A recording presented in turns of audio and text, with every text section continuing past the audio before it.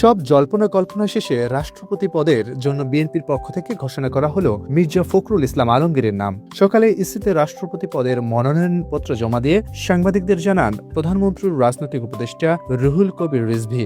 বাংলাদেশ জাতীয়তাবাদী দলের রাষ্ট্রপতি প্রার্থী হয়েছেন দলের সংগ্রামী মহাসচিব মির্জা ফখরুল ইসলাম আলমগীর। ইতোমধ্যে দলীয় সকল পদ থেকে তিনি পদত্যাগ করেছেন।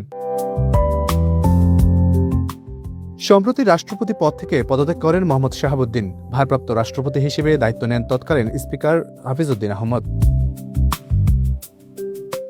শাহাবুদ্দিনের পদত্যাগের পর থেকে রাষ্ট্রপতি নির্বাচনের তোড়জোড় শুরু হয়। তফসিল অনুযায়ী ভোট গ্রহণ হবে 20 আগস্ট দুপুর 2টা থেকে বিকেল 5টা পর্যন্ত জাতীয় সংসদ ভবনের অধিবেশন কক্ষে। আজ বৃহস্পতিবার নির্বাচনের মনোনয়নপত্র দাখিলের শেষ দিন। এখন পর্যন্ত 11 দলীয় ঐক্যের প্রার্থী অলি আহমদের মনোনয়নপত্র জমা দেওয়া হয়েছে। তফসিল অনুযায়ী 16 আগস্ট মনোনয়নপত্র বাছাই করা হবে। প্রার্থিতা প্রত্যাহারের শেষ দিন 18 আগস্ট।